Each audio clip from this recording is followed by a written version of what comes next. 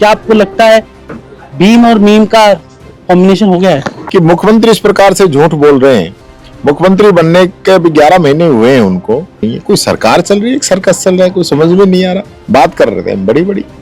हम आपके पास आएंगे, उनके पास नहीं जाएंगे, कोई जरूरत नहीं जाने। ये बात है सर, एसआई भर्ती पर आपका क्या कहना है? क्या आपको लगता है रद्द होनी चाहिए? अगर जब आप मान रहे हो गड़बड़ हुई है तो फिर रद्द क्यों नहीं करते हो?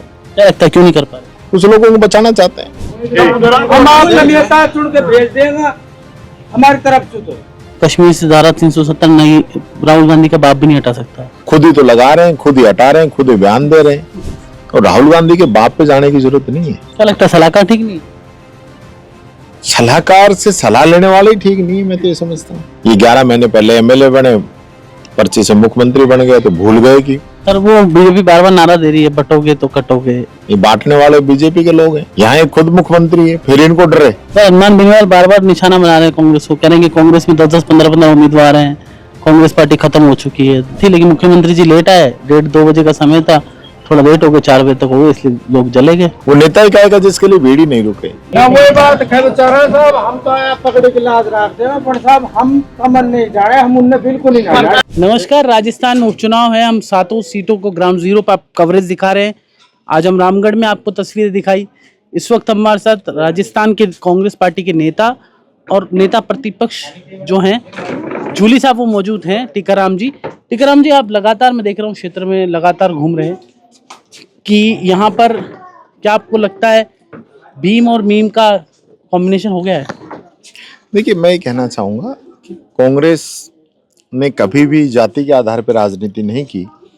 बीजेपी आज जिस प्रकार की राजनीति कर रही है, नए नए नारे लेके आ रही है, समाज को बांटने का काम कर रही है, हर जगह अलग स्टाइल से चुनाव लड़ते हैं। चुनाव जीतना चाहिए, चाहे सिद्धांतों से समझौता ही क्यों ना करना पड़े। कांग्रेस ने कभी सिद्धांतों से समझौता किया नहीं, और मैं समझता हूँ इसका खामियाजा हमें भले ही उठाना पड़ा हो। हमारे नेता राहुल गांधी जी, मल्लिकार्जुन खड़गे जी सिद्धांत की राजनीति करते हैं, वो हम कर रहे हैं। सर कल मुख्यमंत्री भी यहाँ पे आए थे, सभा हुई थी, उन्होंने कहा भव्य सभा हुई है। वो तो सबने देखी है, मैंने तो मेरे सोशल मीडिया ट्विटर पे डाली है। जैसे उन्होंने कहा कि कांग्रेस दलित विरोधी है, तो सारे जो लोग थे वो उठ के चल दिए, जिसमें दलित भी थे और बिरादरी के लोग भी थे, सब चल दिए। कि मुख्यमंत्री इस प्रकार से झूठ बोल रहे हैं। मुख्यमंत्री बनने के अभी 11 महीने हुए हैं उनको। जनता के जो काम थे, जनता की जो योजनाएं थी, उनको बंद करने का काम किया। राजीव गांधी युवा मित्र, महात्मा गांधी प्रेरक, इन सबको हटा दिया। आज संविदा वाले हैं, उनकी नौकरी खत्म कर रहे हैं। अभी कुछ समय पहले मेडिकल की कर दी। आज मैं देख रहा था लेबर डिपार्टमेंट का ऑर्डर आ गया। लोगों को बेरोजगार करने में लगे हुए हैं। इलाज बंद हो गया। चिरंजीवी बीमे की हालत खराब कर रखी है। दुर्घटना बीमा बंद कर रखा है। अन्नपूर्णा किट बंद कर रखी है। बीपीएल जो व्यक्ति है उसकी मौत हो जाती थी तो उसको लाभ मिलता था, वो इन लोगों ने बंद कर दिया है। मोबाइल बांट रहे थे, वो बंद कर दिया है। 4-4 महीने से पेंशन नहीं है। 11-11 महीने से बेरोजगारी भत्ता नहीं है। स्कॉलरशिप नहीं है। किसान को खाद नहीं है, बिजली नहीं है, ट्रांसफार्मर नहीं है। कोई सरकार चल रही है, सर्कस चल रहा है, कोई समझ में नहीं आ रहा। बात कर रहे थे बड़ी बड़ी। सर एसआई भर्ती पर आपका क्या कहना है? क्या आपको लगता है रद्द होनी चाहिए? अगर सरकार समझ ही नहीं आ रहा क्यों नहीं रद्द कर पा रही? मैं तो कह रहा हूँ भाई, लगातार पब्लिक की डिमांड है कि रद्द होनी चाहिए तो होनी चाहिए। जब आप मान रहे हो गड़बड़ हुई है तो फिर रद्द क्यों नहीं करते हो? क्या लगता है क्यों नहीं कर पा रहे? कुछ लोगों को बचाना चाहते हैं। और सर मुख्यमंत्री जी एक जबान फिसली वापस से उनकी, उन्होंने कहा कि कश्मीर से धारा 370 नहीं, राहुल गांधी का बाप भी नहीं हटा सकता। तो हमने तो कहा नहीं हटाने का, हमने तो कोई बात ही नहीं की। खुद ही तो लगा रहे हैं, खुद ही हटा रहे हैं, खुद ही बयान दे रहे हैं। और राहुल गांधी के बाप पे जाने की जरूरत नहीं है। अभी तो राहुल गांधी से बात कर लें। राहुल गांधी 5 बार के सांसद हैं, लोकसभा में नेता प्रतिपक्ष हैं। भारत जोड़ो यात्रा करिए, पूरी दुनिया में सबसे लंबी, सबकी आवाज उठाते हैं, संविधान बचाने का संकल्प लेके चल रहे हैं। ये 11 महीने पहले एमएलए बने, पर्ची से मुख्यमंत्री बन गए तो भूल गए कि राहुल गांधी जी के जो पिताजी हैं देश के लिए बलिदान हुए, कुर्बान हुए, बम से उड़ा दिए गए थे उनको। उनकी पहचान उनके कपड़ों से हुई थी। उस व्यक्ति के बारे में जिसने इस देश को नई 21वीं शताब्दी में लेके आए। कंप्यूटर, मोबाइल, इंटरनेट सब उनकी देन है। जिन्होंने पंचायती राज को मजबूत करने के लिए 73वां और 74वां संशोधन किया। जिन्होंने ये कहा कि जो पैसा दिल्ली से चलता है वो गांव तक नहीं पहुंच रहा है, मैं डायरेक्ट देना चाहता हूं। आज डायरेक्ट बेनिफिट की जो स्कीम है वो सोच राजीव गांधी जी की थी। उनकी बराबरी करेंगे क्या? क्या लगता है सलाहकार ठीक नहीं है? सलाहकार से सलाह लेने वाले ही ठीक नहीं है, मैं तो ये समझता हूँ। सारे काम सलाहकारों से थोड़ी चलते, खुद की बुद्धि भी लगाओ। सर वो बीजेपी बार बार नारा दे रही है बटोगे तो कटोगे, हम तो एक खुद ही है तो कह रहे हैं, सिर्फ। सबको एक होना चाहिए। ये बांटने वाले बीजेपी के लोग हैं। आज मोदी प्रधानमंत्री है देश का, जब भी इनको डर किस चीज का है? यहाँ ये खुद मुख्यमंत्री है, फिर इनको डर है, फिर क्यों जनता को डरा रहे हो? आज मुख्यमंत्री प्रधानमंत्री ये दोनों जगह राज इनका, डबल इंजन की सरकार बताते हैं, तो फिर किससे डर रहे हैं? क्यों जनता को डरा रहे हैं?